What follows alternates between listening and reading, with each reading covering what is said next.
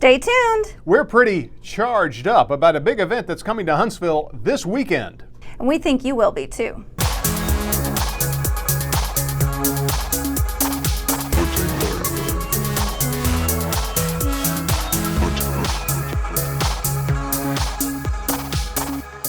Hello and welcome to Season 2, Episode 5 of HUTV, Huntsville Utilities Television.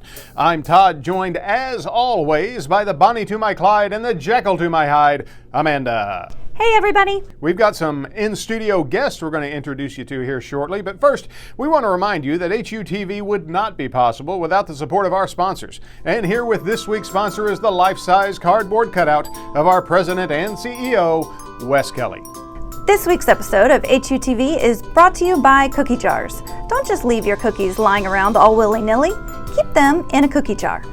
Thank you, Flat West. Amanda, you know I'm thinking about getting a new car next year.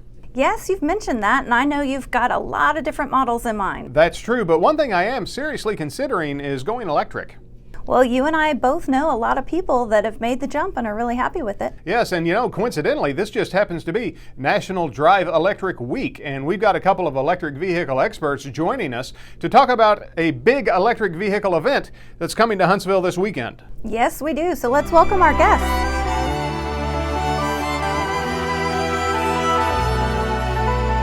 Joining us now are Daniel Tate from Energy Alabama and Brad Garland from Huntsvolt. Gentlemen, thank you for joining us. Let's start off by having each of you tell us a little bit about your organizations. Sure. Energy Alabama is a nonprofit organization working to accelerate energy efficiency and renewable energy in electric transportation here in Alabama. Huntsvolt is an organization that's kind of a collaboration with a few different groups, but it's really just so many people in Huntsville have questions about EVs. There's a lot of current EV drivers and a lot of prospective ones. Hey guys, so what can you tell us about the status of electric vehicles, not just in Huntsville, but in North Alabama and, all across the country? Well, it's definitely growing. I mean, if you look at the statistics around the country, there are tons more EV drivers on the road today than there were just a couple of years ago. It's still in its infancy, but it's really growing quickly. A lot of new tax bills and other incentives. And most people, when they are in the seat of an EV and they feel that power, they hear the quietness, they understand how little it costs to operate, a lot of people are sold. It's been interesting to see EV adoption really take place across the country. Range anxiety, which is the fear that you're going to run out of charge and be stranded before you reach your destination, used to be one of the biggest factors for people who were reluctant to buy an electric vehicle. Is that really still an issue?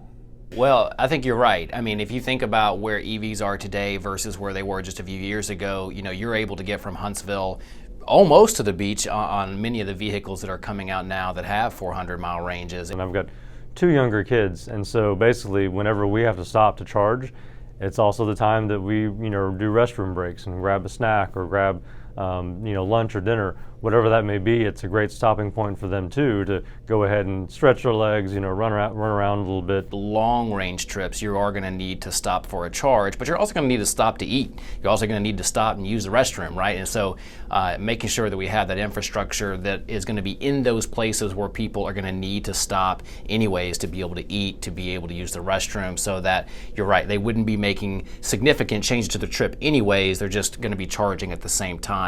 The difference is that we are having to stop in specific places, and there's less leeway. Oh, well, let's go another hour, or let's whatever.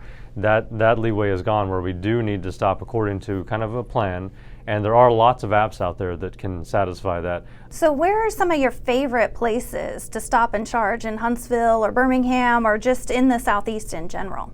In Huntsville, there's a lot of good places to stop. We've actually have a map being designed that kind of shows local drivers or those that are visiting the area, where can you go to get a charge, as well as get a bite to eat, get a drink, whatever.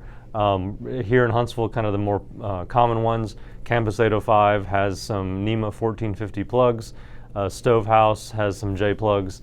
There's a kind of a hidden EV charger behind Propes Drugs, so if you're going to 5 Points, there's one there. Bridge Street has one, the Space and Rocket Center has one, and really a lot of businesses around here have one. Sometimes on social media, we'll see comments from people who are, quite frankly, against the adoption of electric vehicles. And now those people do seem to be a small minority, but they are very vocal, and they seem to state the same two arguments over and over again. The first is that it actually takes so much electricity to charge your car that it's bad for the environment. And the second is that when the batteries eventually go bad, they can't be safely disposed of. How do you respond to those criticisms? Those two are really good, and I will say that you're right that they are minorities. Most people don't share that opinion, but they tend to be pretty active and vocal about the fact that they believe, anyways, falsely, that EVs are worse for the environment in some way. Actually, in order to really mitigate a lot of the environmental damage that we're trying to do, electrifying transportation is one of the most important things that we can do, even if we have an electric grid that is still majority based on fossil fuels. So if you look at a number of studies that have actually been done across the country, and you look at switching from a gasoline or a diesel vehicle to an electric vehicle, many researchers have looked at, well, what's the equivalent miles per gallon based on the source of the electricity coming from coal or natural gas or nuclear and things like that. And here in the Tennessee Valley, it's about 60 to 65 miles per gallon in terms of the equivalent environmental harm. So we're looking at a significant boost compared to standard vehicles that you would buy off a lot right now that are gasoline and diesel. And in terms of the second myth that we hear around battery and battery damage, there is a nugget of truth to that one, and that's why that one is so powerful, right? Is that people who do not dispose of batteries properly or don't take care of their vehicles, that can have environmental damage. That's why you're seeing most of the major manufacturers, including Tesla, going to a cobalt-free battery chemistry in order to get away from that, make things like recycling much easier and less toxic. So this week is National Drive Electric Week, and there are events taking place all over the country for it, and even right here in Huntsville. What can you tell us about this Saturday's event? So this Saturday we have the Drive Electric Huntsville celebration, and we have tons of great partners, including Huntsville Utilities, Huntsvolt, Energy Alabama, the City of Huntsville, Alabama Clean Fuels Coalition, Stovehouse, Charlie Foster's.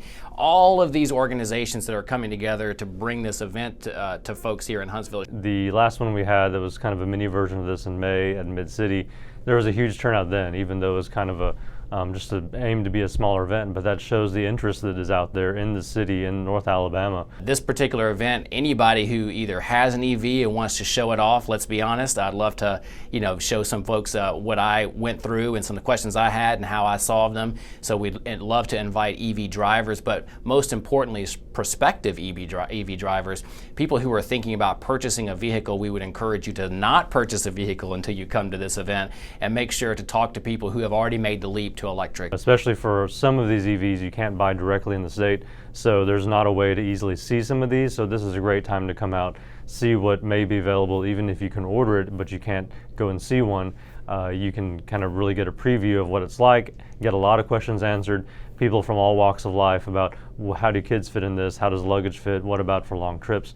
All those things can be answered because you're going to find someone there that is going to be in a similar situation and will have really good, first-person answers about what that looks like to them. There's no better person to ask than somebody who's already bought it, who's already an owner themselves. Is there anything else you'd like people to know about EVs before we wrap this up? One of the bigger pieces of news coming out for Huntsville was the fact that Mid-City in Huntsville is going to get a 12-unit supercharger from Tesla. That's going to be pretty big for, again, travelers that want to come here, for people that may not have access to at-home charging, or if you're just out and about and you need to get a quick fill-up, that's a great, easy way to do it. Plus, the rumor is that in the near future, Tesla's going to open up their supercharger network to other vehicles as well, so that gives even more opportunity and flexibility to other EV drivers. I would just add that I think I may be putting the cart before the horse, but intentionally in this case, to say that we've been working with Huntsville Utilities, we've been working with the City Council here in Huntsville and the Planning Department. As Huntsville is booming and as people are moving here and we're seeing this massive amount of growth, we want to make sure we're laying the infrastructure right so that there will be options for people all throughout the city. Yeah, that would be huge. We've already seen Huntsville be the rocket city and now a gig city thanks to some of the fiber they've laid. But if we can also continue to be an electric city, an everything city, that's going to propel our growth forward. And where can people go online to get more information? Yeah, so for Energy Alabama, it's energyalabama.org, and we're on all major channels like Facebook, Instagram, and Twitter at Energy Alabama.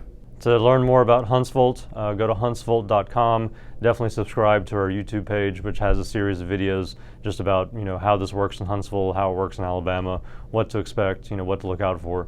And you can also follow us on social media, Facebook, Twitter, Instagram as well.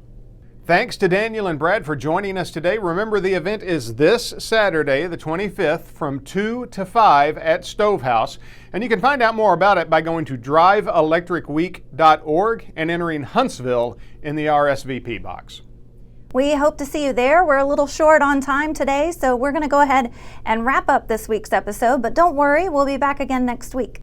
So until then, I'm Todd for Amanda, Flat West, and all of us at HUTV saying thanks for watching, and remember, you can't spell utilities without you.